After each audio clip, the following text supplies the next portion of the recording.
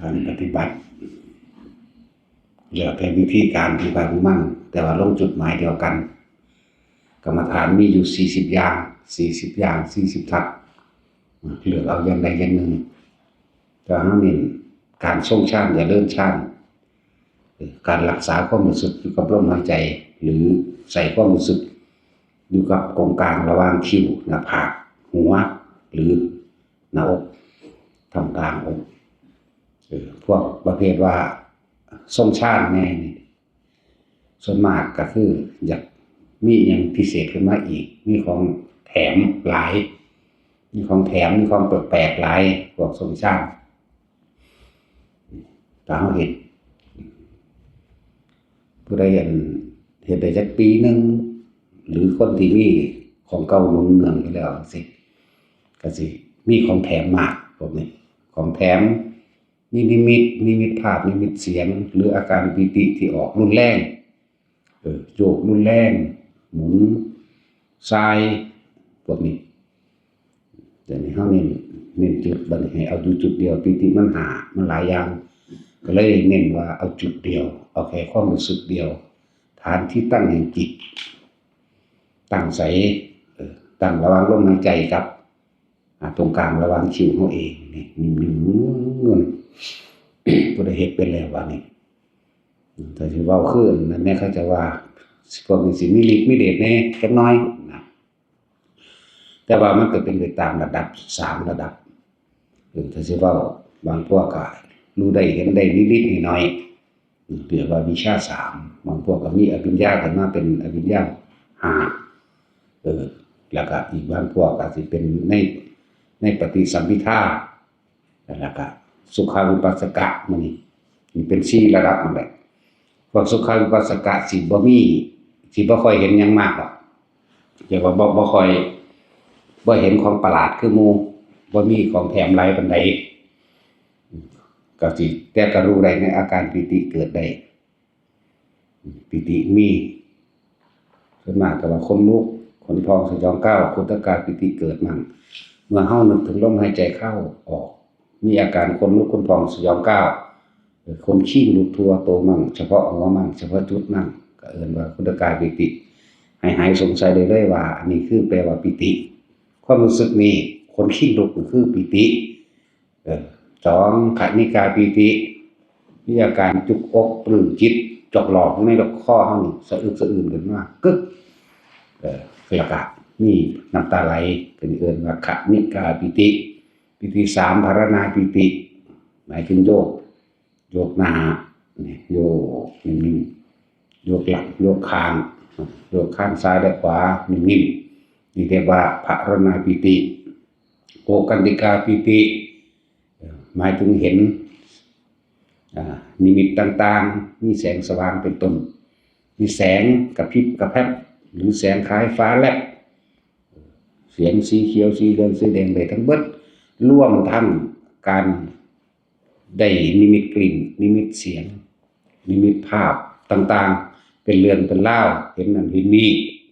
เอิ้นว่าโอกันติกาปิติที่5อุปงคาปิติเป็นดุจดังว่ากายลอยขึ้นเป็นดุจดังว่าพวกนี้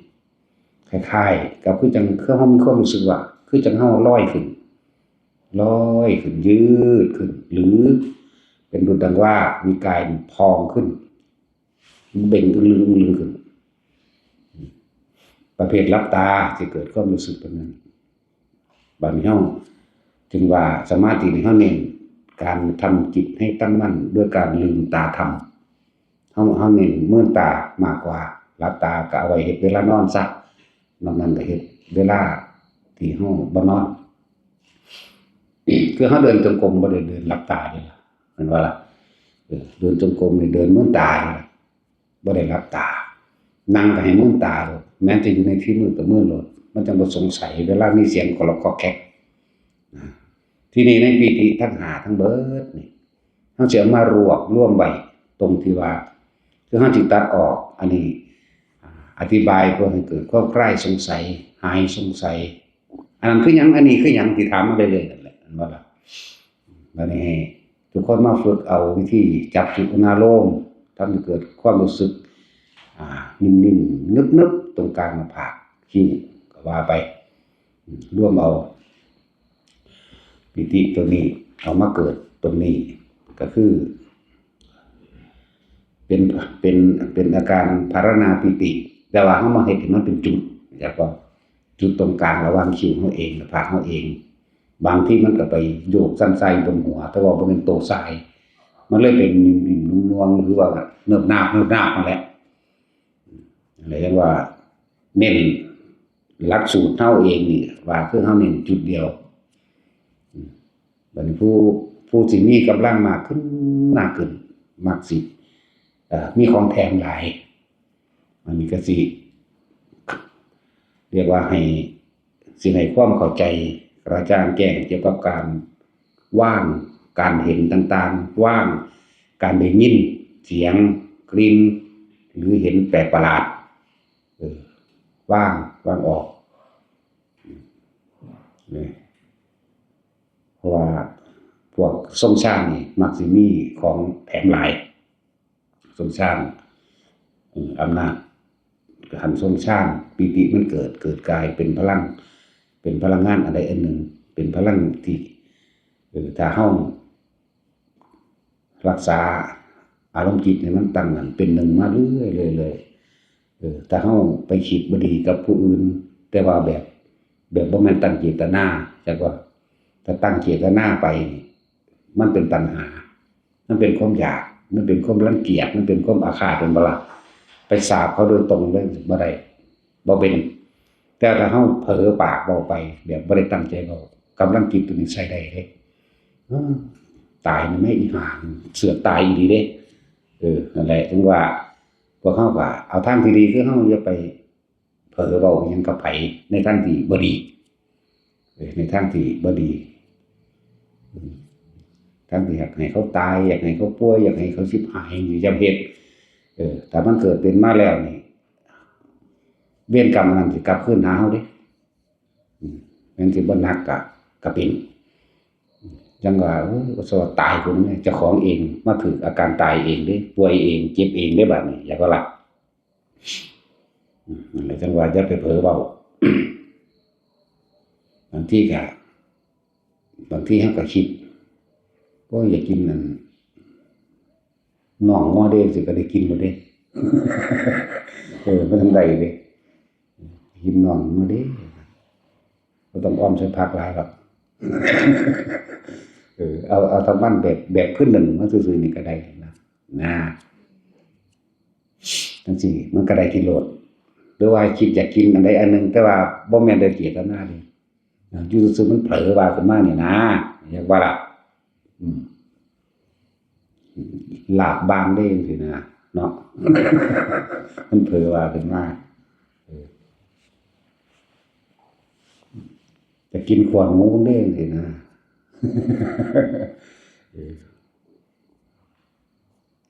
หลวงตาลักเล่าว่าอย่างมันหมูเฒ่าหรือเฮาเฒ่าเพิ่นย้ำดูบ่ได้มันแม่นเฮาเฒ่าหรือหมูเฒ่านะหลวงตาลักตั้งแต่ของเฒ่าเนาะนั่นแหละถ้าเว้าแบบลอยๆหรือเว้าบ่ได้เจตนามันสิเป็นพวกนี้ฉะนั้นเฮาควรฝึกระวังตัวเองคำว่าทรงอารมณ์มันเป็นกุศลกระถือทรงฌานกระถือมันก็กุศลทั้งเบิดมันละอกุศลออกได้มันจึงสามารถทรงฌานได้เห็นบ่ล่ะทุกคนก็อ่านโดยทำความเข้าใจในอันโอวาทปาติโมกข์ของพระพุทธเจ้าที่เพิ่นบอกไว้เห็นบ่ล่ะสัพพะปะปัสสะเนี่ยละความคิดอันเป็นอกุศลความคิดที่บ่ดีความคิดที่อยากทำลายเบียดเบียนให้ผู้อื่นเสียชีวิตและทรัพย์สินทั้งคนและสัตว์แล้วก็มีความอดทนอดกลั้นแน่เนี่ยมันก็ว่าขันติปรมังตะโปติขานี่ก็มีความอดทนอดกลั้นกับอันหยังต่างๆกับอารมณ์ต่างๆเพิ่นจึงให้พวกเฮานั่นมีเครื่องอยู่ก็คือการทรงฌานกาเมหิวิวิจจะอกุสเลหิธัมเมหินี่เป็นผู้ละ ความปรารถนาในกามความยินดีพอใจในกามกาเมหิวิวิจอกุศเลหิธัมมิหิสวิตกังสวิจรังวิเวกชัมปิติสุขังปฐมังฌานังอุปสัมปชัญญะวิหรตินะเมื่อละอกุศลกามวิตกบ่เกิดแล้วเฮาคิดแต่แนวดีๆที่มันเป็นประโยชน์ไว้เวลาเฮารู้เข้ามาลมหายใจปั๊บนะมันก็ขึ้นปั๊บเลยได้ล่ะทำความรู้สึกหรือสตินึกถึงลมหายใจปั๊บตัวนี้ก็ขึ้นปั๊บของเฮาเลยมันก็เร็วจังว่านั่นแหละทั้งเราเมื่อผู้เป็นชั้นที่หนึ่งคล่องแคล่วดีแล้วยืนหมายถึงนึกถึงความรู้สึกตรงนั้นเมื่อไหร่ได้เมื่อนั้นเดินก็ได้นั่งก็ได้นอนก็ได้หรือทำการงานต่างๆสามารถได้เลยชำนาญดีแล้วในปฐมฌานทุติยฌานมันขึ้นไปเองมีปีติสุขเอกคตาอย่างเดียวเขาก็เลยเอาอาการปีตินี่เนี่ยเวลาผู้ใดย่างเดินจงกรมไปถ้ามันน่วงมองอยู่นี่ก็อยู่เลยใช่ว่าล่ะมองอยู่หน้าผากเฮานี่ดูนุ่มหน้าบนหัวหรือทำการก็อยู่เลยบ่ต้องไปคิดอิหยังกับมันนั่นแหละนี่ก็เป็นนั่นครับชั้นที่3เพิ่นก็ว่าสุขเอกคตาก็หมายถึงความสงบนั่นแหละสุขก็ดีสุขใดจะเสมอด้วยความสงบไม่มีมันสงบมันคือบ่มีความคิดอย่างว่ามันมีความคิดมันเป็นอิ่มๆเอิบๆเป็นสงบเป็นได้ล่ะอยู่ในระหว่างทำการอกมันวันว่ามันได้เหมือนกันเบิดแต่พวกบัดนี้คนที่กำลังช่างกำลังจิตมันมีนั่นนี่แล้วพวกนี้สิมักมีประสบการณ์ในการรู้การเห็นเด้คำว่าเห็นเนี่ยมีความอยากมีความปานกลางมีความละเอียดต่างกันเด้อนั่นที่เว้าพวกธรรมดาที่บ่มีปรากฏการณ์บ่ฮู้บ่เห็นหยังนำเขาเอาไว้ก่อนเพราะว่าพวกทรงฌานมันจะมีฤทธิ์มีเดชอยู่จะมีฤทธิ์มีความรู้ต่างๆแปลกๆก็เลยเอิ้นว่าเป็นญาณเฮาบ่จักเว้ามันเป็นแต่ลึกลับเป็นแต่ยากกว่าภาษาของพจนีเนาะภาษาของเล่นเฮาบ่เอิ้นของเล่นของแถมนั่นเด้เฮาเว้าอยู่เดี๋ยวนี้บ่เป็นของวิเศษวิโสอีหยังนี่แหละเหมือนกันนะครับฝึกวิธีลัดหรือทางอ้อมแต่ละคนคือการทำกระดาษออกจากผ้าเฮ็ดปากกาเฮ็ดของที่ใหญ่ขึ้นแหละดอกตาคอนเราเอามาแตงโมเพิ่นเฮ็ดมันออกได้เห็นบ่ล่ะเอาตัวของเฮ็ดได้แล้วหมายถึงเอาตัวเองมันได้แล้วใช้ได้แล้วนี่เหลือแต่ตัวเองบ่ทันออกซื่อเราเฮ็ดใหญ่ขึ้นคือขวดน้ำ2ลิตรจังซี่เขาก็เฮ็ดออกได้แตงโมขูดอยู่บักใหญ่แล้วมันก็ออกได้แล้วบัดนี้เอาตัวเองเฮ็ดเล่นๆไปหั่นแหละของเล่นเฮ็ดตัวเองออกเอาตัวเองออกจากผ้าได้ก็ลองไปเผลอๆพิงฝาผนังลองเบิ่งถ้ามันทะลุออกมาได้ก็นั่นแหละจังค่อยฝึกไปเรื่อยนี่คือกำลังฌานพวกนี้เป็นวิธีฝึกหลักทางออกอย่างหนึ่งถ้าคนมีปัญญามันสามารถจับจุดได้เด้คนที่รู้ทันจับจุดได้จับจุดระหว่างช่องว่างระหว่างกลางแห่งความว่างมันเป็นแบบใดแต่ว่ามันน้อยมันสั่นแห้งกว่านี้มันสั่นอีหลีทั้งเฮ็ดเล่นไปเฮ็ดเล่นมามันนั่งจับได้ดอกเฮาก็แตกแขนงเอาเองเอาไว้เนาะต่อยอดเอาเองนะหรือว่าเฮ็ดเล่นไปเฮ็ดเล่นมานั่นอีกอย่างนึงคนที่เล่นอยู่นำแนวมื้อนี้ที่ว่ามานี่ทำตัวเองโยกสั่นจังซี่มื้อนี้เอาอาการภารนาปิตินี่ให้มันเป็นทำให้ร่างกายมันเกิดความสะเทือนขึ้นเฮาก็เอาปิติตัวความสะเทือนทางภารนาปิติมาสั่นอยู่ที่แขนแล้วมันสิส่งผลลงมาระหว่างทำกลางระหว่างอกระหว่างท้องเฮาก่อนดอกผมนี่เวลามันสั่นนี่มันสิยกมาท้องมันเอาซะก่อนแล้วมันสิค่อยแพร่ขยายออกไปในกายปรับธาตุหรือรักษาโรคแบบนี้คนเข้าใจง่ายๆว่าปรับธาตุก็บ่จักธาตุหยังอีกแหละเนาะบ่เป็นธาตุพนมเด้เป็นธาตุอยู่น้ำไห้น้ำหน้าเด้บ่เป็นธาตุอยู่น้ำวัดธาตุ4ขันธ์5เฮานี่แหละปรับให้มันสมดุลกันหม้องใดมันป่วยพิการมันบ่ปกติมันสิปรับของมันเองดอกพวกนี้นี่คือมาใช้ประโยชน์อย่างนึงแล้วก็คนพวกนี้สิ มีหลายแบบเลยดอกในการรู้การเห็นสิ่งต่างๆเนี่ยจังว่าเฮาเฮ็ดไปซ่าๆแล้วก็มั่นใจแล้วก็เป็นเองด้วยตัวเองเป็นเองบ่มีผู้ใดไปจับไปยุ่งไปต้องนำเฮาเลยเฮาเฮ็ดเอาเองโดยเฮาผู้เดียวเฮาสิมั่นใจในตนเองเฮาสิบ่เชื่ออิหยังง่ายๆแต่เฮาเบิ่งผู้อื่นเฮ็ดฉันสิมีความคิดคาดคะเนแล้วก็ลงความเห็นเจ้าของเองเห็นบ่แม่นแล้วเฮ็ดเอาเขาก็เฮ็ดได้ดอกภาษาจังนี้เด้เขาก็เฮ็ดได้ดอกแบบนี้นะแต่ถ้าตัวเองเป็นถ้าสิว่าเขาตัวบ่เขาเฮ็ดเอาบ่ก็บ่แม่นเจ้าของเป็นผู้เป็นแท้ๆถ้าแม่นตัวก็เจ้าของตัวเจ้าของแม่นบ่ล่ะถ้าว่าเล่นกลดับก็เจ้าของนั่นเล่นกลเองเพราะว่าเจ้าของเฮ็ดเองแม่นบ่ล่ะซั่นแหล้วคืออันตอนแรกบ่ทันได้เป็นเบิ่งเขาเฮ็ดคิดไปตัวทีนั่นแหละดีคิดถูกประมาทเข้าไปทั่วแม่นบ่ล่ะว่าเจ้าของเป็นเองแล้วเอ้าเจ้าเฮ็ดเอาติแม่นบ่ซั่นศูนย์เขาด้วยบาดแล้วก็หาเหตุผลมาแย้งอยากให้เขาเข้าใจเจ้าของนี่เป็นจังซี่อยากให้เขาจะบ่แม่นแบบนั้นอธิบายได้บัดนี้เหมือนกับเขาอธิบายให้ฟังว่าลองเบิ่งเฮ็ดเบิ่งนะแต่ว่าตัวกับมึงเองเด้กูบ่ได้ตัวมึงกูบ่ได้จับได้ต้องได้บายมึงแม่นบ่ล่ะเหมือนกับการเฮ็ดแขนสั้นนี่ตั้งแต่กี้คนสิเข้าใจก็ปลุกพระรุ่นเก่าๆสิพอฮู้จักอยู่ซุคนใหม่ซุมื้อนี้บ่ฮู้จักดอกแม่นบ่ล่ะพวก50นี่40-50มา60เข้าใจดี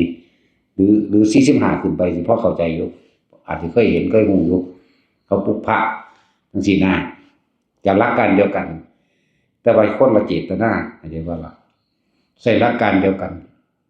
ส่วนตัวคาถานำนั่นน่ะมันเป็นแค่เครื่องหลอกซื่อๆที่จริงจิตมันตั้งมั่นดีแล้วมันเป็นเกิดกำลังอาการปิตินี่มันเกิดขึ้นแล้วมันก็ไปตามที่เจ้าของคิดไว้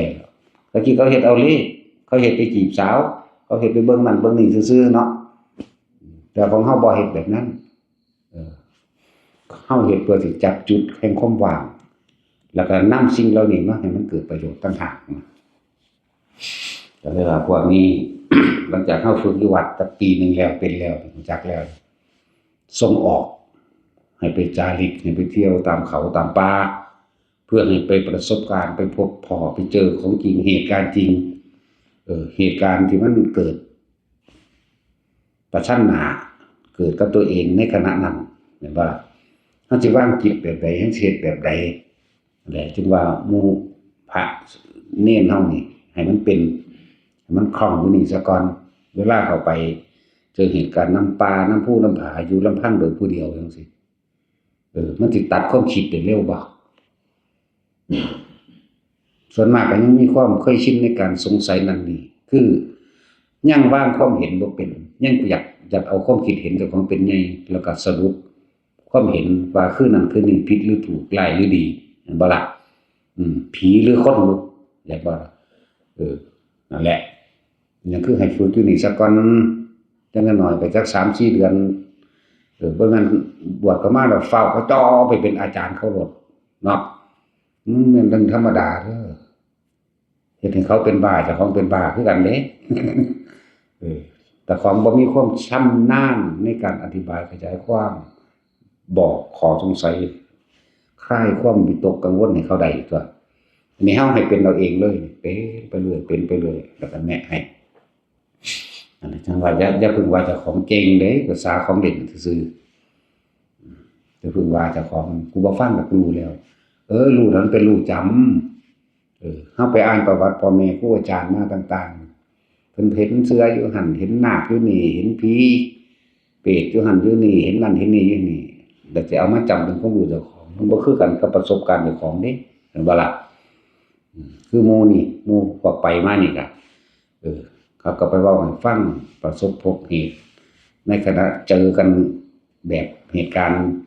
ตะกี้เคยแต่ได้ยินได้ฟังมาจากผู้อื่นก็ได้อ่านมาจากประวัติเขาเจ้าเห็นบ่บัดนี้เจ้าของเฮ็ดเองมันคือกันบ่ละบาดนี่ทั้งที่เหตุการณ์เดียวกันนั่นแหละมันยังไปคิดหาเหตุผลอยู่มันยังไปคิดหา ก็ยังว่าให้ละความเห็นละความเห็นนั่นล่ะบัดนี้มันเข้าใจอยู่ดอกอันละความเห็นแต่ว่ามันนั่นกลุ่มคิดเพื่อสิสรุปความเห็นอยู่นั่นบ่ล่ะว่ามันเป็นอีหลีอยู่บ่แม่นอยู่บ่จริงอยู่บ่ผมคือเป็นจังซั่นจังซี่นั่นล่ะแล้วขนาดบอกว่าให้วางความคิดเด้อแหน่แต่ว่าคนที่มันเจอเหตุการณ์ประจันหน้าในตรงนั้นมันว่างยากนี่เนาะ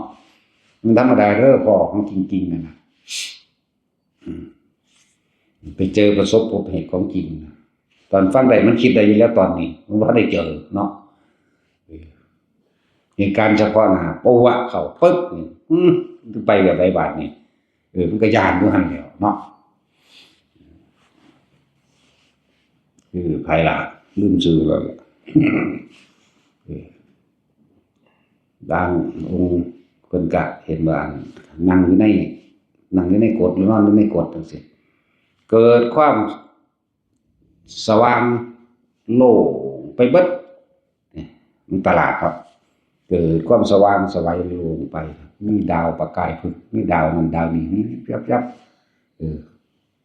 ถ้าปล่อยเห็นไปเลยโดยบ่ต้องมาคิดกลับหลังว่าเอ้ากูคืออยู่ในกฎอยู่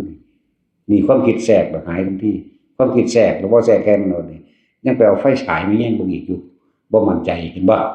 เนี่ยที่จริงมันสิไปกว่านั้นอีกเอาไฟฉายมาแย่งเบิ่งมืดตึ๊บนี่บ่มันออกจากกำลังฌานออกจากกำลังสมาธิแล้วมืดตึ๊บเอาซื่อๆนี่แหละบาดปล่อยรู้ปล่อยเห็นไปเลยจักปล่อยรู้บ่ ปล่อยรู้ปล่อยเห็นบ่ให้ไปเอาบ่ให้เอามาพิสูจน์แบบนั้นนั่นมันเป็นเรื่องภายในแล้วปล่อยถ้าเฮาปล่อยไปเลยนี่มีกว่านั้นอีกนะ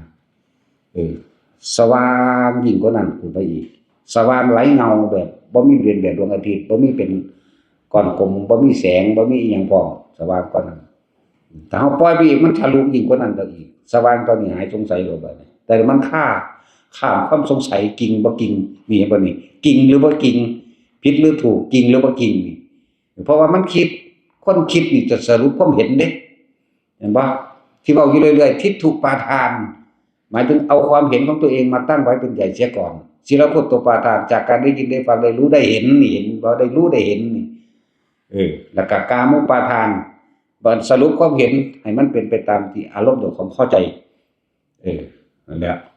อัตตวาทุปาทานนี่ตัวตนมันก็เกิดความรู้สึกมันเกิดแล้วก็ตัวตนเกิดทันทีนั่นแหละมันถิ่มอุปทานบ่เป็นมันยังบอกว่านั่นแหละอุปทานอยู่ดีถ้ารู้ดูอยู่เฉยๆทิ้งรู้ทิ้งเห็นหน่อยเดียวว่า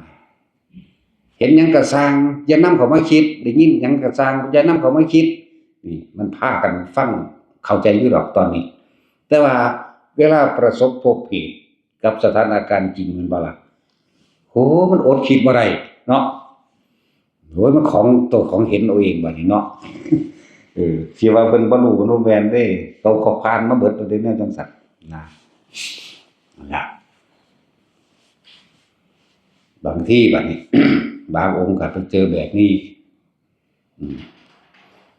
มันกึ่งหลับกึ่งตื่นดอกพวกนี้เข้าใจว่าล่ะหรือว่ามันเป็นชั้นที่2ที่3แล้วมันหูจักอยู่ดอกบัดนี้ก็เสียงตุ๊บๆๆๆแล่นคือคนแล่นมาหานี่เด้เสียงอยู่ไกลๆแล่นตุ๊บๆๆๆๆก็มันหยุดตึ๊กแต่ก็ย่างขึ้นขวบคือขึ้นไปก็เดี๋ยวก็แล่นตุ๊บๆๆๆๆมาใหม่อีกถ้าออกถ้าคิดดิย้านเลยบัดนี้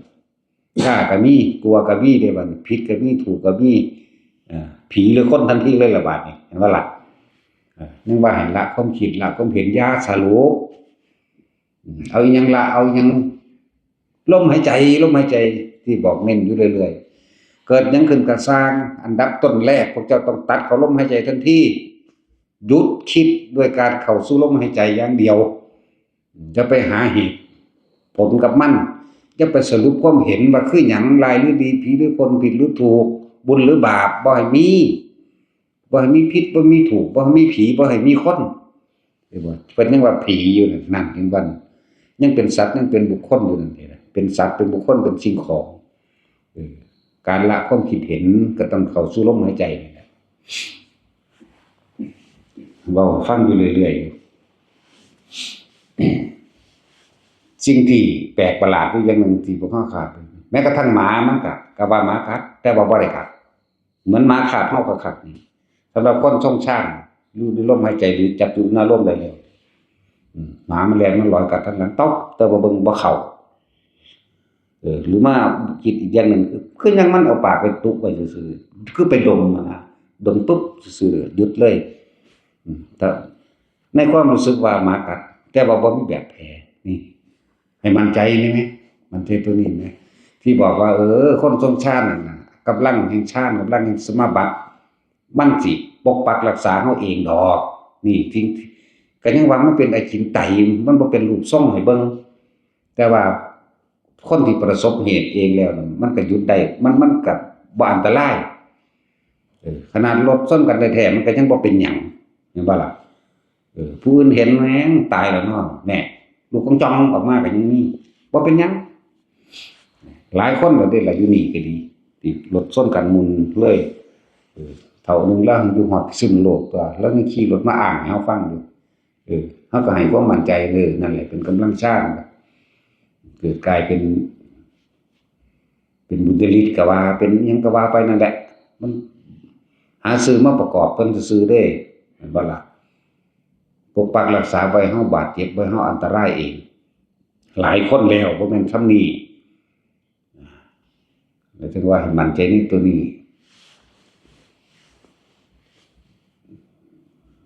หมาฝรั่ง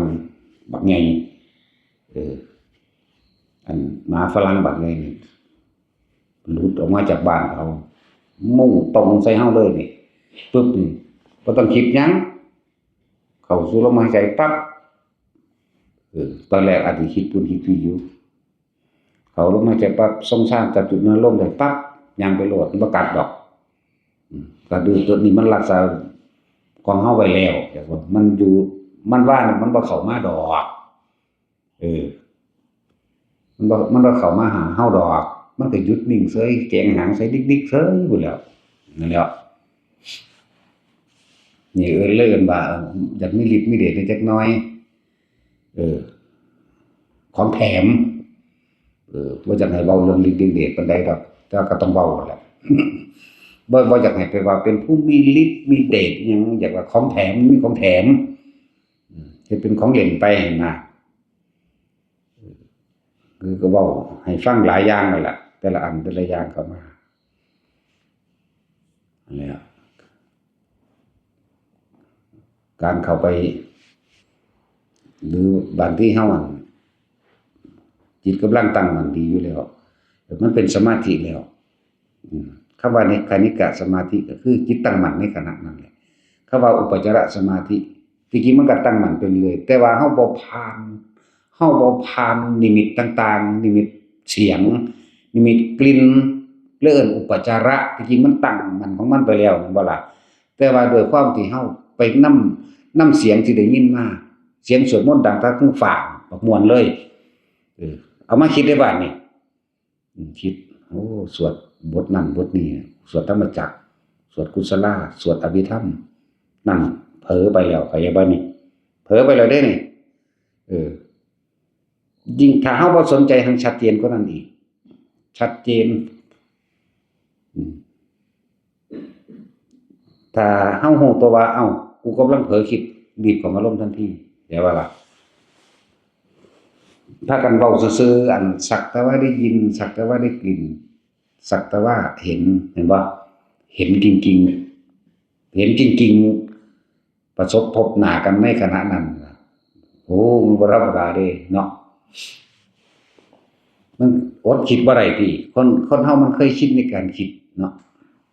คิดสรุปหาเหตุผลโดยทั้งโลกมันสิคิดหาเหตุผลได้หรือเสียเด้ว่าผิดหรือถูกได้หรือเสียกำไรมากกำไรน้อยหรือหาวิธีแก้ไว้เด้เนาะแต่โดยทั้งธรรมเฮาบ่มีผิดบ่มีถูกหมายถึงว่าบ่ให้คิดนั่นเองบ่ให้แก้บ่ให้ใดๆทั้งสิ้นแต่ว่าให้อยู่กับสิ่งใดสิ่งหนึ่งอันเป็นลมหายใจนี่แหละให้หาวิธีดูเพิ่นเอิ้นวิหารธรรมก็ว่านี่ก็เป็นศัพท์มันซื่อๆวิหารธรรม อยากให้เราเน้นย้ำลงไปอยู่กับลมหายใจเย็นเข้าเย็นออกที่นี่โพรงจมูกสุดแค่ปลายคิ้วหรือดังหักเข้านิดนึงแค่นี้นี่อยากให้อยู่กับสิ่งนี้หรือความรู้สึกตัวนี่นิ่มนวลบนหัวมั่งเริ่มหน้าบนหัวมั่งหรือบางคนก็เป็นคือหมุนคือลมหัวกุดน้อยๆเย็นนิ่มลึกๆอิ่มๆเอิบนั่นแหละบางคนก็นิ่มลึกเข้าไปในกระดานหน้าผากนี่บางคนก็เป็นแค่จุดนิ่มๆอ่อนๆเบาๆถึงแม้ว่ามีอาการหน้าตึงหน้าชามีหมดแม่งไตก็สั่งมันบ่แม่นหมดแม่งนั่นแหละถ้าเฮาออกคิดหาเหตุผลของมันเลยเอิ้นว่าอุปจารสมาธิอุปะคือสิ่งที่อุบัติขึ้นทำให้จิตไม่ให้ตั้งมั่นแต่คนที่มีปัญญาแทรกซ้อนติสิ่งใดเกิดสิ่งนั้นก็ดับเองอย่างบัดนี้อนิจจังอนัตตาเห็นมั้ยสิ่งใดเกิดสิ่งนั้นดับบ่เที่ยงบ่จีรังจังยืนนี่แหมมันบ่เกิดแซ่จังซั่นเด้ล่ะเดี๋ยวนี้ก็บ่เห็นว่ามันเกิดแซ่แม่นบ่ล่ะมันบ่แซ่อยู่จังซั่นดอกถิ่มลงอนิจจังอนัตตาบ่โดดมันจังบ่สงสัยตอนนี้ฟังจนมันเข้าใจอยู่ดอกเนาะมันบ่ทันได้พอเหตุการณ์ประจันหน้ากันจริงๆนี่นะประสบพบปะวะเขาเลยนี่โอ้ยธรรมดาบ่ใส่ก็มีเบิดคือยังเอาเว้าให้ฟังว่าเดินจงกรมอยู่นี่ทางก็เป็นคลื่นเด้ทางจงกรมเฮาเองเป็นคลื่นบางทีก็คือสูงขึ้นบางทีก็คือเป็นต่ำลงบางทีก็คือเป็นคลื่นน้ำคลื่นใหญ่ๆเด้บ่แม่นคลื่นน้อยๆนะนั่นแหละถ้าผู้ใดเห็นมันก็สิบ่อธิบายยากปานนี้หรอกแต่เฮากับอยู่กับลมหายใจกับอุณหภูมิเฮาเองกลับไปกลับมาไปส่วนเรื่องการเห็นโดยในตามันเองเป็นคลื่นแต่ก็เป็นปกติแล้วก็ย่างไปมันไปสนใจแล้วมันก็เปลี่ยนอันใหม่เด้ล่ะนั่นเกิดดับเป็นบ่บัดนี้เปลี่ยนอันใหม่บ่เป็นคลื่นได้บาดเป็นคือเจ้าของไปเดินอยู่บนอากาศนั่นแต่เฮาก็อยู่หั่นตาหนึ่งมันก็เห็นอยู่ดอกกันตาเห็นนี่อันโตตานี่แต่ความรู้สึกอันหนึ่งมันเป็นความรู้สึกไปเดินอยู่บนอากาศเข้าใจบ่ก็อยู่ก็ไปก็มาแล้วก็เปลี่ยนอันใหม่อีกบัดนี้มันก็เปลี่ยนอันใหม่เป็นเหมือนปกติแต่ว่าเกิดแสงบักใหญ่ซ้ำลูกฟุตบอลหมดละแต่มันออก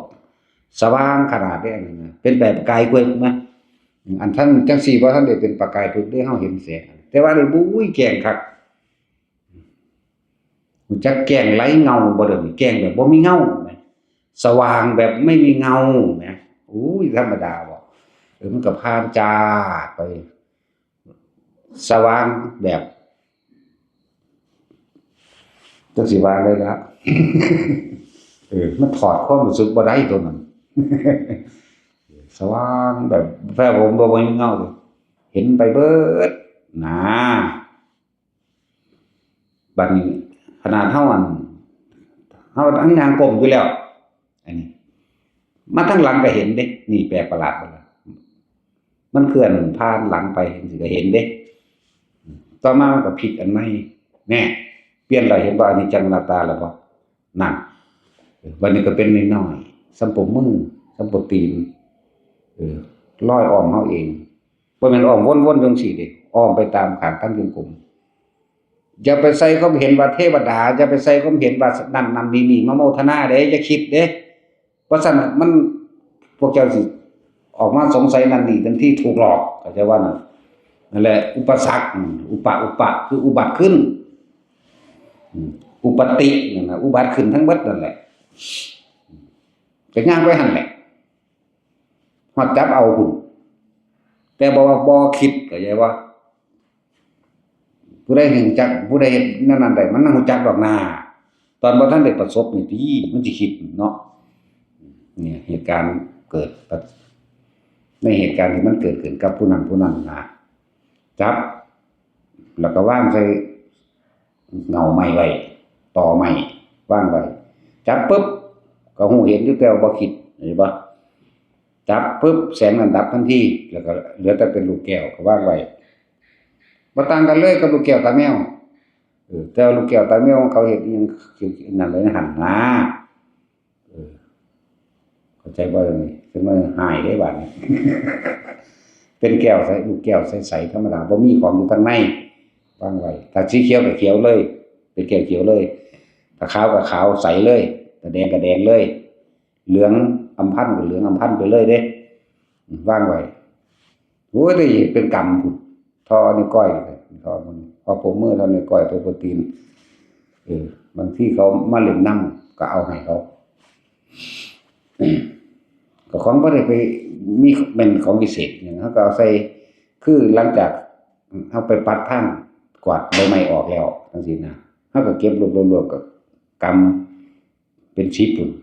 กวางลงในจานนั่นน่ะจักว่าล่ะแล้วเขาก็เห็นเอาคืองามเลย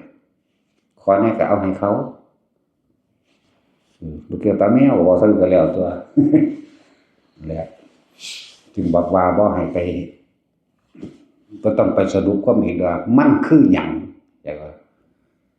บ่ให้ว่ามันคือหยังมันเป็นหยังนี่เดี๋ยวสิเว้ารวมๆไว้ว่าถ้าพวกเฮามีความคิดเห็นขึ้นมาปึ๊บเฮาสิมีร้ายหรือดีผิดหรือถูกแม่นบ่คืออะไรเข้าใจคำว่าบ่ให้สรุปความเห็นบ่ให้วางความคิดบ่นั่นแหละเกิดนั้นขึ้นก็สร้างพวกเจ้าต้องมั่นคงเรื่อยเฉพาะลมหายใจหรืออุณหภูมิเจ้าของมันบ่แม่นแค่นี้อันมันเป็นของ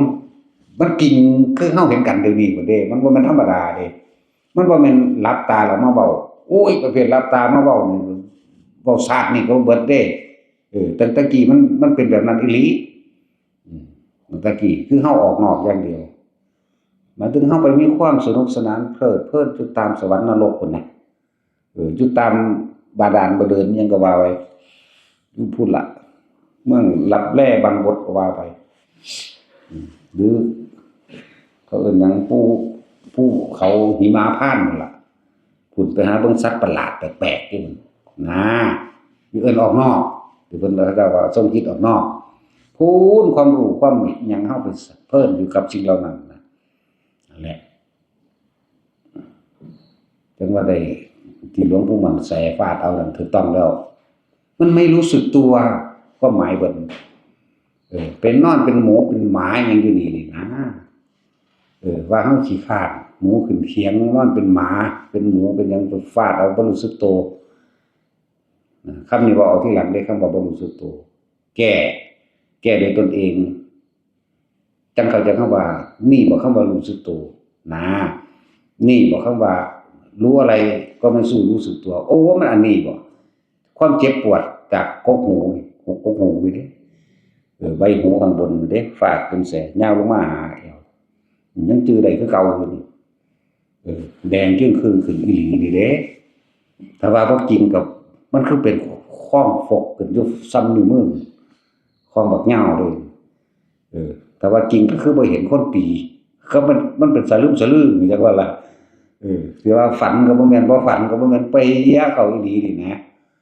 แล้วจนว่าไปเอากระจกน้อยๆนั่นมาแย่งเบิ่งแม่นอีหลีนะแม่นมันเจ็บอีหลีแล้วจังเข้าใจคำว่ารู้สึกตัวณจุดใดจุดหนึ่งนี่อันนี้เฮาจังมาแตกกันเองต่อยอดเอาเองอันนี้ เพื่อจะให้คนเข้าใจง่ายนั่นแหละเกิดหยังขึ้นกับช่างที่เน้นย้ำเสมอเลยเน้นย้ำตลอดเลยบ่จะเว้าซุมื้อเด้เกิดหยังขึ้นกับสร้างพวกเจ้าคิดบ่ออกบอกบ่ถูกไล่หรือดีผีหรือคนให้พวกเจ้ากลับเข้ามาให้ลมหายใจซะก่อนปึ๊บผู้ใดเก่าอยู่ได้อุณหภูมิแล้วก็อยู่ไปเลยนี่คือบ่ให้ไปลงความเห็นต่างๆกับสิ่งที่ตาเห็นหูได้ยินมันเป็นเรื่องเป็นราวแล้วก็สิ่งที่เฮาประสบพบเหตุพบเจอเหมือนกับเฮาเห็นกันเดี๋ยวนี้พุ่นเด้นั่นแหละถ้าบ่คิดแล้วมันก็บ่เป็นหยังอีหลีเด้ล่ะแต่ว่าล่ะถ้าบ่คิดแล้วบ่ไปคิดสรุปเพื่อให้มันเป็นนั่นเป็นนี่ร้ายหรือดีผิดหรือถูกนี่แม่แต่เฮาบ่ไปคิดร้ายหรือดีผิดหรือถูกนี่แม่บุญหรือบาปนั่นแหละแต่ถ้าเฮาบ่คิดสิบ่มีหยังเลยมันเป็นการว่างเลยคำว่าว่างหรือบริสุทธิ์ในตอนนั้นก็คือไม่นำสิ่งที่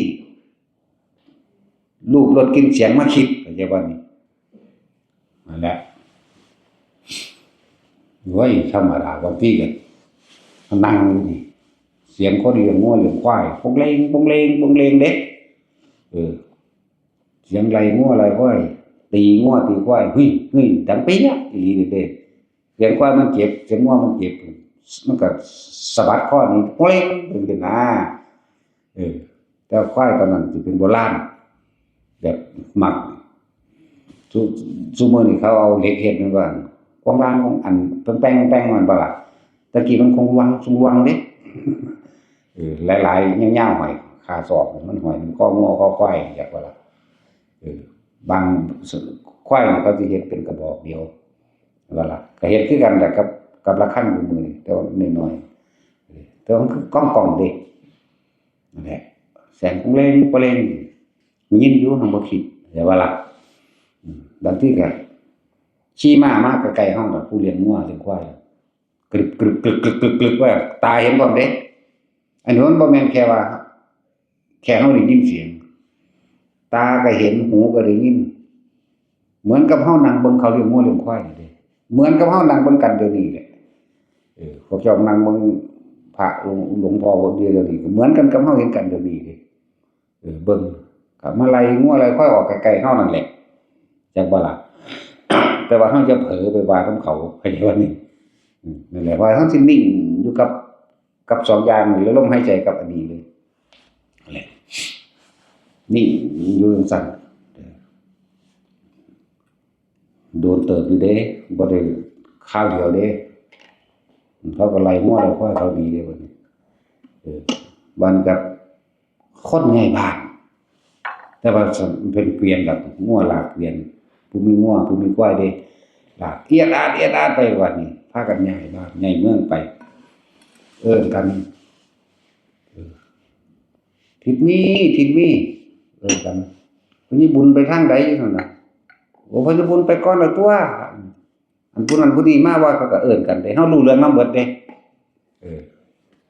รู้เรื่องนำเบิดแต่เฮาก็ละรู้มาถึงว่าเฮาบ่นำมาคิดอันใดเป็นอันใดนะตา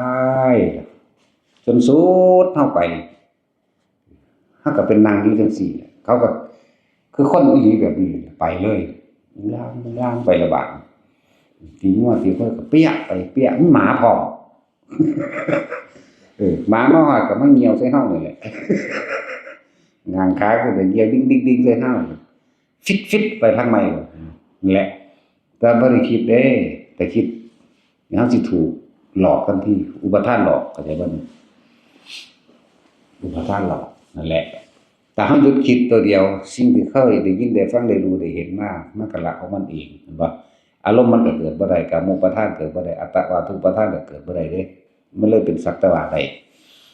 ก็เลยเพียงแค่เห็นซื่อๆได้ยินซื่อๆได้กลิ่นซื่อหมาก็มาเหี่ยวใส่หม่องของจริงเลยล่ะถ้าสู้ว่ามันหมามาเหี่ยวอยู่นี่สิเหี่ยวใส่เฮาดิ้งๆอยู่นี่แหละจักว่านี่แต่นั้นเป็นป่าแล้วฟังไว้ตัวพวกกันก็หลังจากนั้นไปแล้วผู้ใดสิไปอีกก็ไปนะฮะก็เฮานี่ส่งเสริมการเดินป่าส่งเสริมกันว่าให้ไปเห็นของจริงประสบการณ์ประสบพบเหตุด้วยตัวเองเลย ส่งเสริมเดินป่าส่งเพิ่มไปให้พบเห็นด้วยตนเองความรู้จำที่เฮาได้ยินได้ฟังมานั่นแม่นสิเอามาเว้าจั่งใดก็สร้าง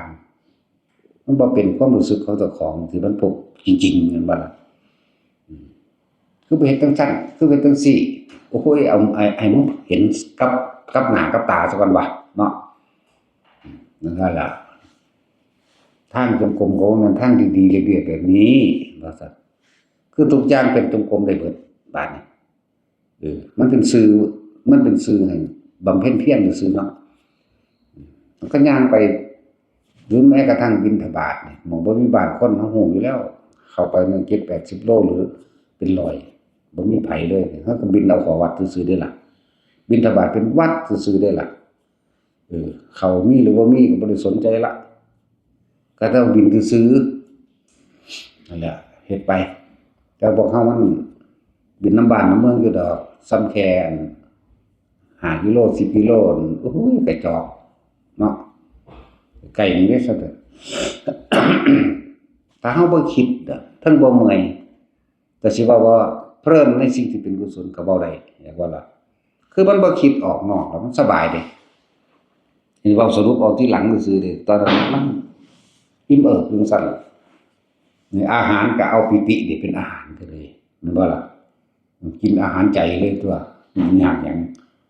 เอาปิตินี่เป็นอาหารมันบ่จ่อยดอก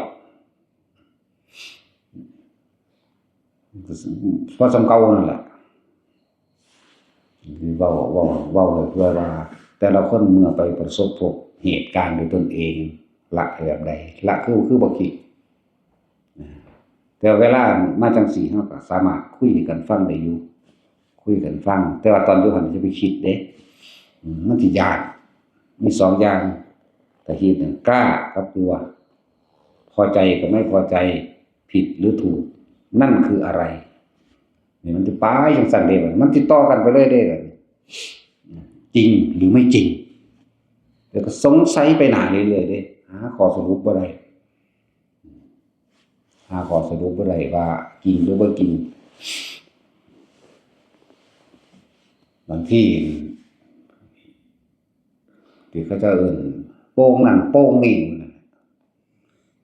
ก็พุ่มมาได้อันนึงในหั่นแหละบักใหญ่สัมผัสลมพุ่นล่ะสัมผัสลมมื้อนี้แต่ว่ามันบ่ได้แกล้งแบบบ่ได้แกล้งคือดวงอาทิตย์บ่ได้แกล้งเลยเหมือนกับดวงจันทร์เหมือนแสงก็เป็นแสงลักษณะคือแสงอีเกิลล่ะแสงดวงจันทร์ก็ลอยมาวืบเข้ามาใกล้ๆเฮาใหญ่เด้แต่ว่าบ่เป็นแสงออกแบบนี้เรียกว่าแสงดวงจันทร์นั่นนะมันก็ลอยเข้ามาใกล้ๆเฮาแต่อยู่ห่างว่าแขนเดียวนี่แหละถ้าว่าพอมันว่าจังซี่สิ่งที่เข้าใกล้เฮาได้ก็คือในรอบของเฮาเองสุดบ่หันล่ะวืดเข้ามาแล้วก็ค่อยลอยออกไปอีกลอยขึ้นไปสูงแน่ก้มลงมาใหม่วืดเข้ามาอีกวืดขึ้นไปก็นั่งเบิ่งอยู่หั่นแหล้วเดี๋ยวก็เซาเด้อล่ะแล้วมันไปแล้วแสงมันก็พอถึงความสว่างทึบสว่างสลัวแบบดวงจันทร์นี่แหละจะหายไปเองจังซี่ก็มีบ่แม่นเกิดขึ้นในมื้อเดียวกันได้อันบอกมาหลายๆนี่ทีละอันทีละอย่างเป็นบางมื้อนะนั่นแหละแต่ว่าอย่าลืมว่ามีเว้าเรื่องลืมตาทำบ่ได้เว้าเรื่องหลับตาเว้าเรื่องหลับตาโอ้โฮหลายโพดนะประมาณบ่ได้จักสิเอาอันใดขึ้นก่อนเยอะนี่เว้าเรื่องมื่นตาเบิ่งเลยมื่นตาหูก็ยิ่งดีๆมีสติสัมปชัญญะรู้เบิดทุกอย่างรู้สึกตัวได้เบิดทุกอย่าง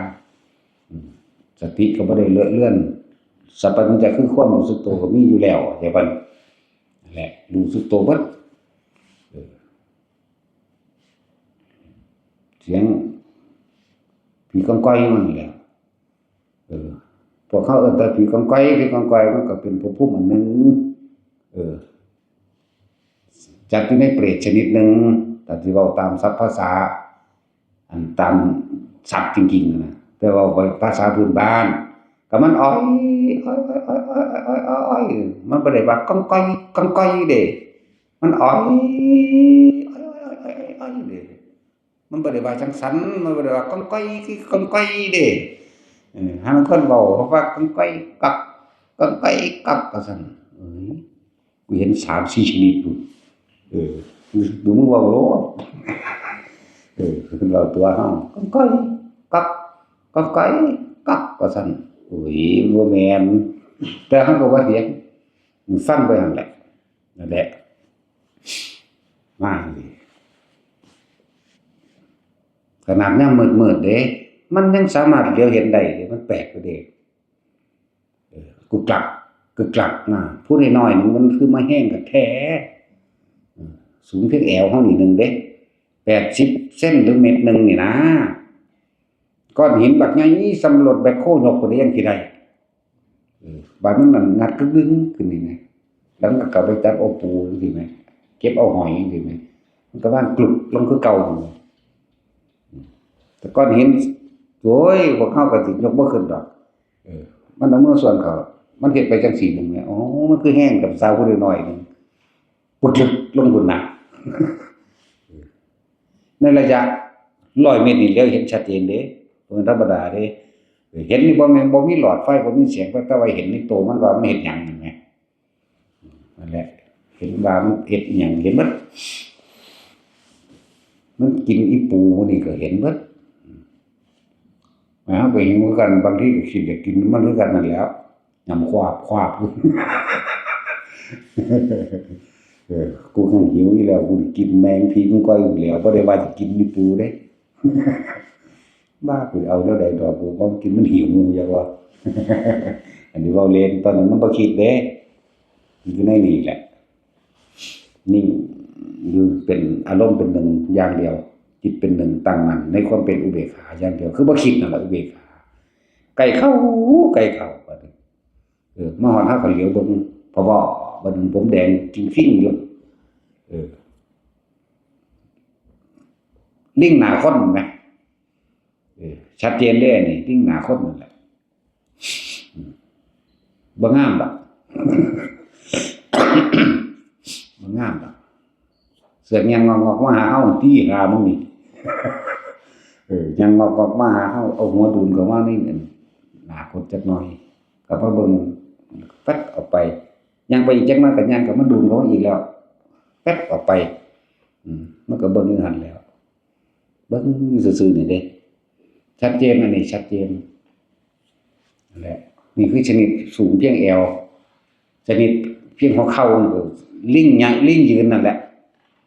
คือเฮาได้เห็นลิงทั่วไปนี่นะที่มันยืนซ้ำลิงยืนขึ้นหัวแดงเทว้อยอยู่เด้ยิงฟิ้งอยู่ดอกจังซั่นล่ะตัวนั้นก็แห้งคือกันเด้โอ้นั่นแหละถ้าเฮาคิดเฮาสิย้านบ่ภาษาเข้าใจง่ายซื่อๆเด้มันเป็นสัตว์ลึกลับอันหนึ่งนั่นแหละเรียกว่าเป็นเปรตชนิดหนึ่งนะเป็นเปรตชนิดหนึ่งกลางคืนมาก็หายดอกพวกนี้กลางคืนมาก็ออกบางจำพวกกลางวันเป็นเปรตกลางคืนเป็นเทวดาก็มีเด้บางพวกก็กลางคืนเทวดากลางวันเป็นอย่างอื่นก็มีหลายแบบอยู่ดอกนี่แล้วถ้าเว้าเรื่องลึกลับมันเยอะแยะเด้ลึกลับแต่ว่าบ่ลึกลับเพราะเฮาถือว่ามันเป็นคือการ์ตูนซะก็แล้วไปคือเฮาเบิ่งหนังการ์ตูนนี่แหละคือเฮาเบิ่งหนังเรื่องนั้นเรื่องนี้เรื่องการ์ตูนไปมันบ่ได้ถือเป็นเรื่องวิเศษวิโสอีหยังเด้บ่แม่นเป็นหูทิพย์ตาทิพย์หยังดอกก็เพราะฉะนั้นแหละของบ่แล้วบ่สิแล้วคาบเข้าดอกเนาะส่ำนั้นแหละบ่ได้ว่าเฮ้ยต้องฝึกอย่างนั้นอย่างนี้ฝึกอิหยังดอกอยู่กับลมหายใจอยู่กับอุณหภูมิเจ้าของโดดมันเป็นของมันดอกบ่เป็นก็ช่างตั่วนี่พวกรู้ได้เพราะส่วนหนึ่งก็มี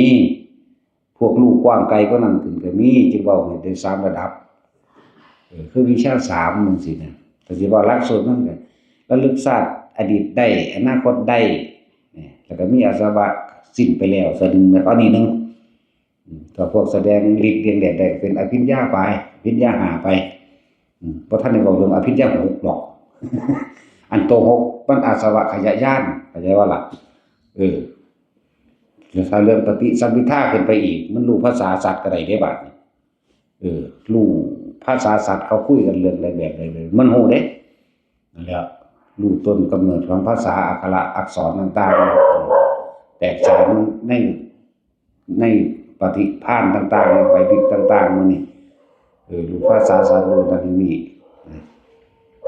ทุกอย่างก็รวมอยู่ในอานาปานสตินั่นแหละมันบ่ได้ไปอยู่มื้ออื่นบ่ต้องไปฝึกง่ายๆดอกได้ก็ได้บ่ได้ก็สร้าง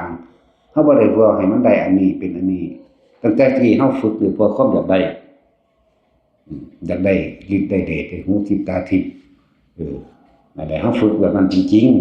ๆโดยความอยากแบบนั้นจริงๆเอาไว้ว่ามันเป็นแล้วแต่ว่ามันบ่กลับมาเบิ่งตัวเองที่มันบ่รู้สึกโตจักนั่นแหละจังว่าเพิ่นจะมาตีเอาจังมาต่อโดยอุปนิบัวมันคือมักกระแทกไล่มันไปฝึกเข้าใจว่าล่ะไล่ไปฝึกตัวบัดถ้าบ่ได้บ้างบ่ให้มาเหยียบมาอุดรพุ่นเด้บ่ได้ว่าตะบ้านตาดเด้บัดเฮ็ดไปแล้วอีหยังก็สร้างสรรค์ปานนั้นมันจะศูนย์คือจังนี้เด้ ผู้หนึงไปเฮ็ดแบบรอดลมรอดตายมากแต่ว่าบาดม่านที่มันบาขึ้นเอิกหมดเลยบ่ให้ขึ้นรถไปบ่ให้ขึ้นรถมาแต่ก็บ่ให้ย่างมาธรรมดาบ่มันก็มีอันเดียวแต่100มันตัวแม่นบ่ซั่นไล่ไปอยู่หั่นมานี่บ่ให้ขึ้นรถมาเข้าใจว่านี่สิมาจังไสซั่นดำดินมาบ่กันแล้วมันเป็นลักษณะคือเพิ่นให้กำลังใจบักเพิ่นเห็นดีกับกูเพราะว่าเด้มันมีกำลังใจเด้ธรรมดาบ่ไปเฮ็ดจนได้พุ่นล่ะมาแล้วล่ะเอ้ยเบิดบัดตาดมันสู่กูจะคนว่าธรรมดาบ่มันมาได้แล้วก็มานั่งเกี่ยวหมากของมาซ่าเฮาแยกว่าซั่นประสานสั่นบ่นะโอ้ยมันแต่ศูนย์บ่ซั่นแหละเพิ่นจังบอกถ้ามึงออกจากลมหายใจมึงออกจากหูดังมึงทุกข์มึงเกิดมึงดูนั่นแน่ก็ว่าแน่หลายเด้วิธีฝึกลมหายใจนี่ให้แค่อยู่ในโพรงจมูกบ่ให้ตามลมเข้ามันเป็นกังวลหลายนี่เพิ่นแน่บ่ได้แน่หลายเด้จะตามลมเข้าแล้วก็จะตามลมออกเอามันเป็นจังไดบ่ตามลมเข้าลมออกให้อยู่นี่ให้รู้สึกในลมอยู่ในหูดังก่อนนะเท่านี้นึงเด้ไปหนีตัวบัดไรนี้ชั่วโมงล่ะว่าก็สิเว้าเรื่องไรอันนี้ชั่วโมงทีนี้ไปใส่เนาะได้ก็ได้แต่ของนะแต่ว่าโคตรพ่อโคตรแม่มันก็เจ้าต้องเป็นโคตรเด้บัดที่เถียงได้แต่ของตีเลยครับมันก็เบิดหน้าด้านตัวเนาะก็เจ้าต้องเป็นโคตรหมดแล้วมันจะสร้างก็ยังไงเด้บัดที่เถียงปัจจุบันเถียงก็ว่าเถียงบัดที่เว้ากันปัวเข้าบัดหัวเพิ่นเบิดคำสิเว้าเด้เพิ่นเหลือใจคักคือดอกบัดที่เถียงโคตรพ่อโคตรแม่มึงจังซั่นจังซี่เจ้าต้องเป็นโคตรหัวเลยเราบ่มีหยังเบิดคำสิเว้าเว้ยจักสิด่ามันไปจังได๋ถ้าด่ามันก็ว่ากูเป็นโคตรแล้วก็สิไปจังซั่นตัวนั่นล่ะก็ได้ต่างๆก็เลยว่าเฮาเกิดนำอีพญิบัวบ่ได้เกิดนำไผแล้วว่าประสบการณ์ต่างๆให้ฟังแล้วพวกเฮาไปพบไปเจอเอาเองไปเห็นเอาเองแล้วสิคิดแบบใดสิวางจิตแบบใดสิสรุปความคิดสิหาความเห็นให้มันลงตัวแบบใดนั่นแหละทางโลกนี่ความเคยชินในการคิดสรุปหาเหตุผลรายดีมีเสียขาดทุนหรือกำไรอย่างบ่ล่ะทางธรรมนี่บ่ให้มีหยังเลยละความคิดออกอย่างเดียวอย่าไปสรุปความเห็นหลายคนมีแต่สิเอาความเห็นแล้วมาสรุปว่าอันนี้ผิดอันนี้ถูกอันนี้จริงอันนี้บ่จริงเด้ยิ่งประเภทที่ว่าไปเห็นพี่น้องเจ้าของตกนรกโอ้ยกุ้มใจไปเลยได้บัดนี้มันหลอกเบิดนั่นน่ะอุปทานแต่ยังมีตัวตนอยู่ได้นั่นน่ะ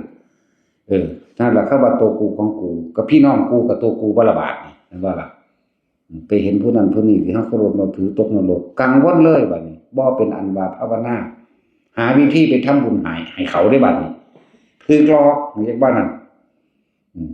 นั่นแหละถ้าเฮาเข้าใจคำว่าสัตว์โลกเป็นไปตามกรรมมันบ่ได้แก้กรรมให้ผู้ใดได้ดอกเฮาก็เพียรภาวนาของตนเถิดนะไปเห็นผู้นั้นเห็นผู้นี้ถูกหลอกเบิดอุปทานขันธ์5นี่เด้ให้ว่างเข้าใจบ่นี่กายนี่ก็บอกง่ายๆเลยว่ามันเป็นของบ่ยากดอกคือเฮายอมรับในความตายเฮาบ่สงสัยเฮามันเลยตายไปแล้วหรือฝากตายไปแล้วหรือบ่สนใจแล้วเรื่องตายนี่ตายยามใดตายแบบใดก็คือตายนะแล้วถ้าขันธ์4นี่จักบ่นี่เวทนาสัญญาสังขารวิญญาณว่างมันเป็นนี่นั่นล่ะว่างมันเป็นตัวสัญญานี่สัญญาหยังเนาะญาติกูนี่ว่าสัญญาละเอียดเด้ญาติกูพี่น้องกูปู่กูย่ากูนั่นนี่กูนี่กูนี่บ่นี่ตัวตนมันเลยมีเหมือนเดิมมันเลยเกิดอัตตาลึกเข้ามาข้างในมันเลยเป็นฮอดอัตตาตัวตนเจ้าของเองของเห็นบ่ล่ะถ้าเฮาเข้าใจว่างอุปทานเป็นคือบ่นำเข้ามาคิดคือบ่มีของกู แล้วก็บ่มีของสูงอย่างว่าดิบ่มีสูแล้วก็บ่มีกูบ่มีกูก็บ่มีสูก็จะไปสรุปความเห็นนั่นนี่อย่าไปเอาผิดอย่าไปเอาถือจริงกับเท็จมันอย่าไปเอาจักอย่างเพียงแค่รู้แค่เห็นแค่ได้ยินแค่ได้กลิ่นเสียงสวดมนต์จากฝากฝ่าม่วนคือยังไม่ได้แต่ว่า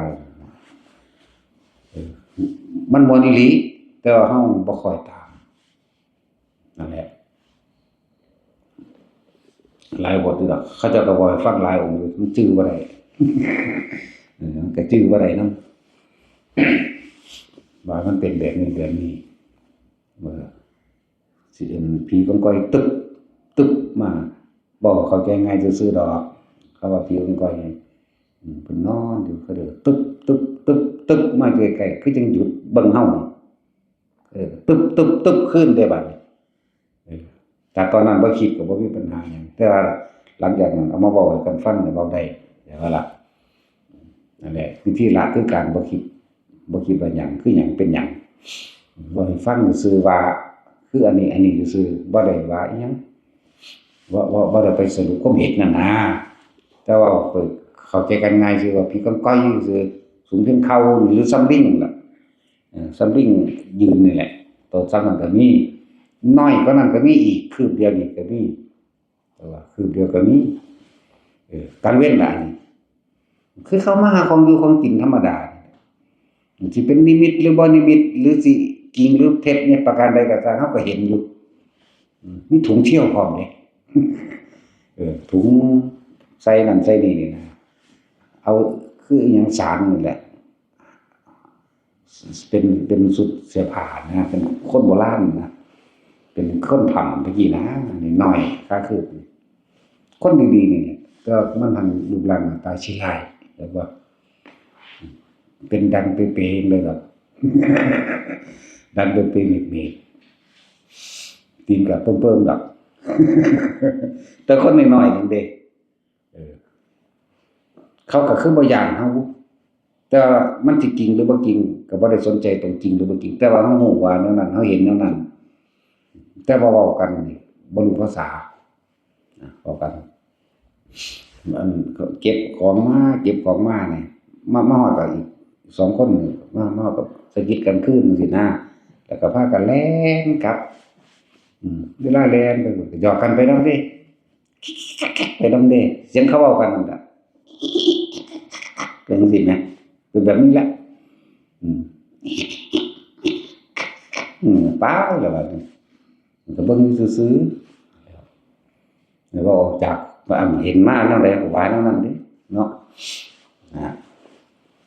บ่เป็นพยานกลางเว้นเลยนี่อันนี้เป็นกลางเว้นบ่เป็นกลางคืนจังบักใหญ่เพียงแอวแน่แล้วก็ขาแขนแน่ส่วนความสูงมันเพียงเข่าแน่เพียงแอวแน่แล้วโตใหญ่ขึ้นกว่าไม้พุ่นอันนี้ไปเห็นอยู่โคราชนี่แหละจักสิจุดใดของโคราชแล้วของเฮาอยู่ในตะน้ำปลานะจักสิอำเภอใดตำบลใดบ่รู้บ่ค่อยสนใจคนถ้ามีเสียงคนมาปุ๊บนี่เฮาหนีโลดเก็บของลุงตุงนั่งหาวหนีโลดแสดงว่ามันอยู่ไกลคนอยู่เข้าไปโลดแล้วอันบักใหญ่นั่นรุ่นหมีใหญ่เพียงของเฮาใหญ่ขึ้นกกไม้ควับขึ้นไปบัดนี้ มันหังเห็นมันแปลกประหลาดคือว่ามันหังเห็นขึ้นกกไม้บักใหญ่พุ่นเด้กระดึบคือเอาอกผู้ใดเคยขึ้นกกพร้าวเนี่ยขึ้นแบบนั้นแหละเดี๋ยวคอยกระดึบขึ้นไปอย่างนั้นแหละเขาเดี๋ยวยินเสียงนกเกี้ยจ้าทิ่มศพนกเงือกลงมาโปะคนนึงสิศพนกแม่เรียกว่ามันเป็นศพเป็นโตเด้สิศพนกว่าจากสิศพนกบ่ได้นี่พวกคนบ้านนอกศพนกนั่นน่ะที่เขาเอิ้นหยังบ่บาดนี่หามันนี่ลิ้นฝีปากนกดังนั้นมันลูกกินเบิดไหมมันก็ถิ่มกับอันนี้ลงมาไหมสงสัยมันสิจับเอาปากมันจะง้อยปากมันนี่เนาะกัดเลยนะแล้วตัวนี้มันสิถิ่มลงมาปุกลงหาเฮานี่เด้นั่นแหละ บัดนั้นลงมาก็ครูลงมาอันกาบไม้อันแห้งๆคว้าขาบลงมาโปกเปกลงมาเด้นั่นแหละจุดสำคัญนี่คือให้เฮาบ่คิดเด้อันที่เว้าเรื่องมาไปประสบเหตุการณ์เฉพาะหน้าแบบนั้นตรงหน้าแบบนั้นเว้าให้หมู่พระหมู่นี่หมู่สิไปต่อไปอยู่นี่จุดสำคัญคือต้องอยู่กับลมหายใจต้องอยู่กับอุณโลมต้องอยู่ในความรู้สึกโตแห่งกายเท่านั้นเด้สัมปชัญญะนี่หรือรู้สึกตัวเด้นิ่มนวลอยู่กลางหน้าผากกลางหัวหรืออกก็สร้างนี่สัมปชัญญะแปลว่าจังซี่ความรู้สึกนี่คือสัมปชัญญะอาศัยลมหายใจถ้าคิดบ่ออกบอกบ่ถูกไล่หรือดีผีหรือคนกลับเข้ามาเลยลมหายใจทันทีจุดหมายคือเอาบ่คิดทั้งที่เห็นอยู่นี่มันตะงูมีแสงก็มีไหมแปลกประหลาดขึ้นอย่างนี้เด้กลางคืนแต่ว่าบ่ประมาณว่ากว่ารู้สึกว่าเลยล่ะครับมันอ้อมเข้าไว้นี่คุมลุมอยู่ซ้ำหัวเข่าซ้ำน้ำขาโตยมันจะขาโตยก็ต้องคนนั้นเขาคงจะขาโตยว่าพุทธศิลป์เท่ากับขาโตยขาอ่อนสูนั่นแหละขาโตยเรียกว่านั่นแล้วเรียกว่าขาโต้ยมันเหลื่อมงามๆเลยออกเกล็ดสีฟ้ากับสีน้ำเงินแบบฟ้าแบบน้ำเงินนะมันยุบยับมันออกเฮาจังนั้นแต่ว่าอยู่ในบ้านนี่ออกไปออกมาแล้วก็เบิ่งอยู่หัวงูเหลือมดีๆนี่แหละหัวแบบงูเหลือมเลยล่ะแต่ว่าก็สั่นแต่ว่ากุดดุดเยื่อนะตื่นกลางเวทกูหิวนะมึงกูต้มกินอยากมันกลางคืนซื่อๆดอกมันออกแบบสีสีบางเลยน้ำเงินเข้มแต่ว่าเป็นระยิบระยับไหมน้ำเงินเข้มระยิบระยับงามๆเวลามันหนักก็ดีโดนอยู่เด้อันนี้เป็นชั่วโมงเด้ก็นั่งเบิ่งอยู่หั่นนั่งเบิ่งนี่บ่ได้คิดเด้อ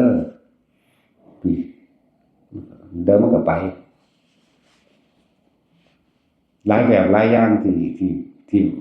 อยากให้พวกนี้ก็ได้ยินได้ฟังไว้แล้วเพิ่นแก้โดยที่การบ่คิดนั่นเด้บ่ได้ไปแก้อีหยังเด้บัดนี้แก้โดยการบ่คิดเข้าใจบ่นี่บ่คิดเข้ามาบ่มาสรุปว่าเป็นผีหรือเป็นคนบ่สรุปเข้ามาเป็นสัตว์เป็นสิ่งของบ่มีสัตว์บ่มีบุคคลบ่มีสิ่งของบ่มีเราบ่มีเขาเข้าใจบ่นี่ถ้าเฮาอยู่ระหว่างลมหายใจเฮาเองหรืออยู่ระหว่างอารมณ์เฮาเองบ่มีหยังเกิดขึ้นได้จุดหมายคือให้เอาตัวนี้อันลุกขึ้นมาจากน้ำบักใหญ่บักอุ้ย 7-8 เมตรพุ่นมันเป็นระยะตัวตอนที่เขาไปไกลอยู่ไกลหนองน้ำหรือห้วยจังซี่มันสิมีเสียงอีหยังแปลกๆอยู่หั่นแหละทั้งที่ก็ตูมลงน้ำฟงขึ้นจ้าลงเด้ก็นั่งเบิ่งนั่นแหละเป็นจังว่าปลาบ่อนซื่อๆบัดนี้ของจริงปลาบ่อนจริงก็เป็นดังบักแห้งแล้วคนมันเงียบก็ดอกเนาะปลาบ่อนปูขึ้นบักแห้งก็เด้โว้ยวันจะเป็นปลาฉลามพุ่นแล้วตั้งแต่ปลาน้อยๆนี่แหละปลามันบ่อนธรรมดานี่แหละ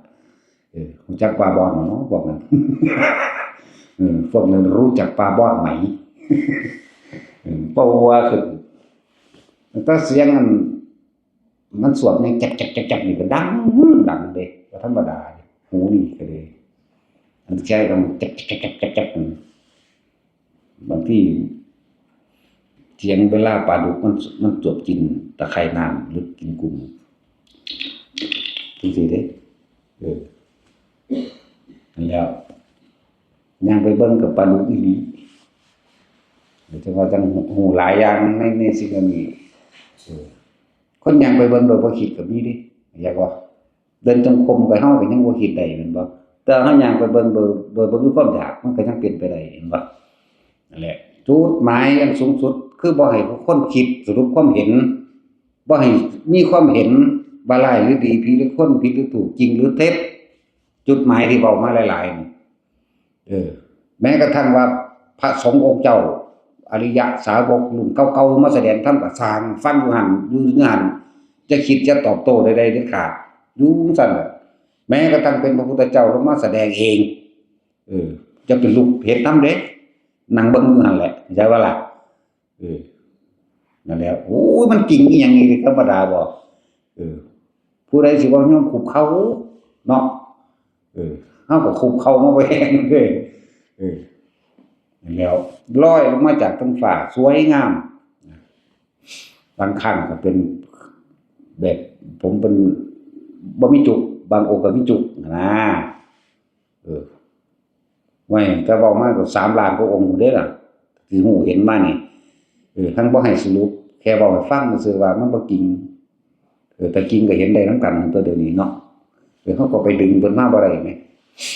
แต่ว่ามันก็เป็นกำลังใจอย่างหนึ่งซื่อๆทางบ่ให้ไปถือจริงๆจังๆเด้อให้ไปถือจริงจังอีหยัง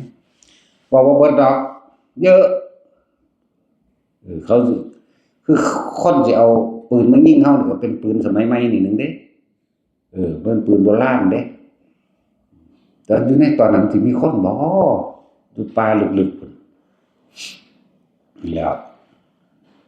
เขาก็ยิงโป้งอีหลีนี่เด้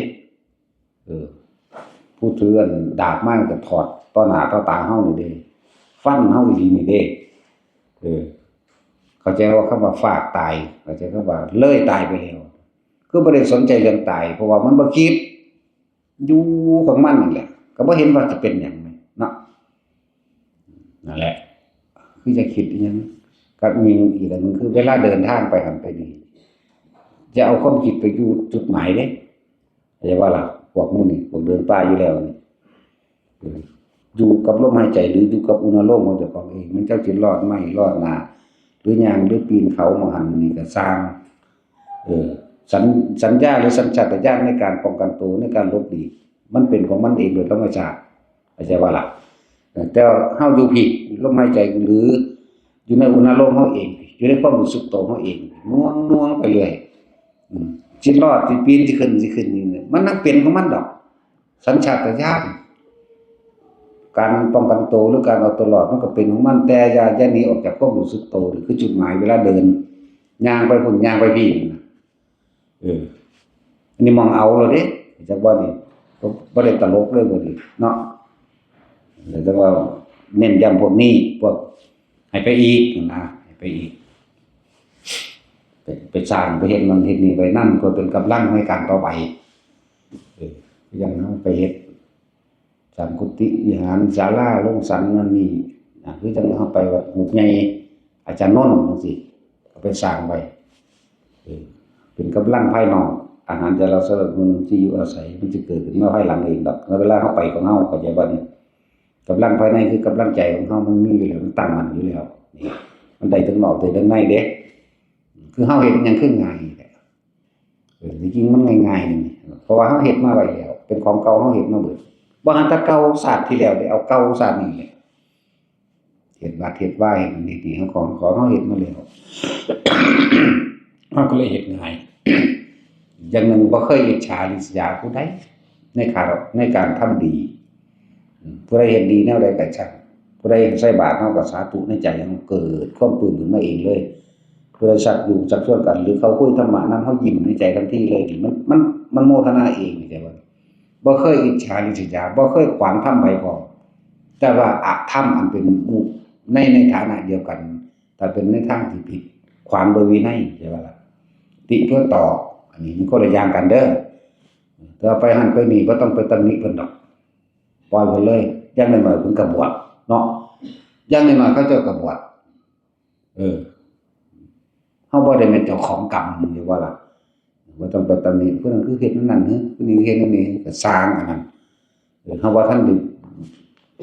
มันเป็นเรื่องที่เฮาสิไปดึงเอาบาปกรรมของเขามาใส่เจ้าของไงว่านี่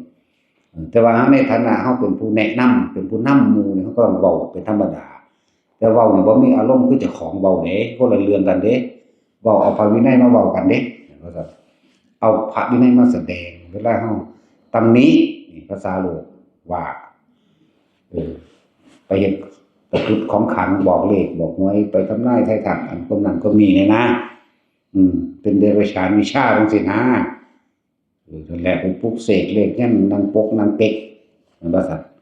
ปกเป็กเป็นภาษาซั่นเดี๋ยวเบิ่งซื่อๆมันก็ได้ตัวแต่มันมีกำลังหรอกจักว่าล่ะเฮ็ดก้อนหินก็วิเศษได้เบิดนั่นแหละแม่นบ่ล่ะบอกภาษาเขาก้อนหินก็ขังแบบนี้มันขังแม่นว่าบ่หาก็ไปเสกเป็น7มื้อเดือน1 3เดือน6เดือนด้วยไฟใต้สะดือโบสถ์สิงยังดอกนั่นบ่ล่ะคือหลวงปู่แหวนเพิ่นเฮ็ดจังซี่เพิ่นเฮ็ดเพื่อสงเคราะห์ทหารอากาศเพิ่นอยู่วัดเพิ่นนั่นเด้ล่ะเพิ่นนึกไปซื่อๆมันก็ได้แล้วไปแต่คนมันมีตาดีมันก็เห็นตัวแสงสว่างพุ่งออกมาแบบนั้นแบบนี้ก็ว่าไปนั่นแหละแล้วบอกน้ำข้นมีฤทธิ์มีเดชแต่เฮาบ่ได้ไปสนใจพวกนั้นดอกนะจะไปสนใจฤทธิ์เดชอันนั้นอันนี้นะบ่มีหูทิพย์บ่ต้องไปตาทิพย์หูทิพย์บ่ต้องไปรู้อีหยังดอกรู้สึกตัวนี่ดีที่สุดที่เพิ่นว่าแบบสุขวิปัสสกะปฏิบัติง่ายๆแบบสบายๆแค่รู้สึกตัวในตนเองบ่ฮั่นถ้าฮู้หยังดอกวิธีเอามาวัดตนเองเอาหยังวัดเอาอารมณ์ถ้าเขาด่ามามันสูงขึ้นบ่มันตัวต่อของบ่ได้ดอกแนวมื้อนี้ถ้าเขายอมว่ามันดีใจบ่นี่เขาด่าก็รู้เขายอมก็รู้แต่ว่าบ่เก็บเข้ามาใส่ใจก็เกิดอารมณ์บ่ได้บ่มีความคิดมันก็จบกันทั่วบ่ล่ะเว้าความคิดเห็นเป็นใหญ่บ่มาเทียบโดยทิฏฐุปทานบ่ความคิดเห็นเป็นใหญ่เอิ้นว่าทิฏฐุปทานนี่คือหลักความคิดเข้าใจบ่นี่คือบ่นำเข้ามาคิดรูปรสกลิ่นเสียงบ่นำเข้ามาคิด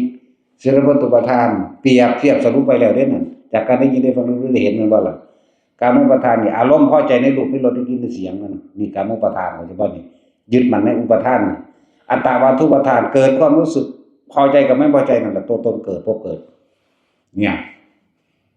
ถ้าว่าพอใจในเสียงหยังเสียงเขายองเห็นบ่นี่ละอุปทานเป็นบาปถ้าเขาด่าเด้บ่พอใจอารมณ์มันเกิดอยู่ข้างในวิมันตัวเจ้าของบ่ได้สิเป็นแบบใดก็สร้างมัน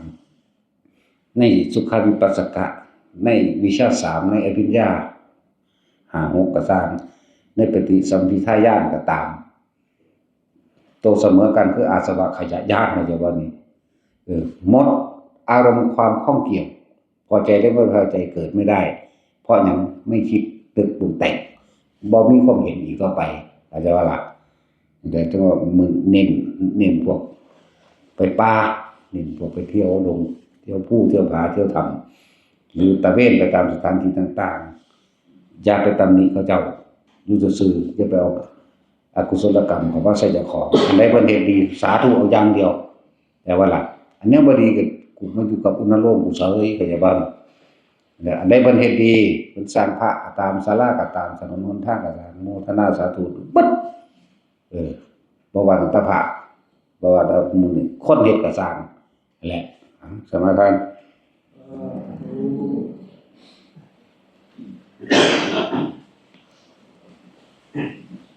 นะโมตัสสะภะคะวะโตอะระหะโตสัมมาสัมพุทธัสสะนะโมตัสสะภะคะ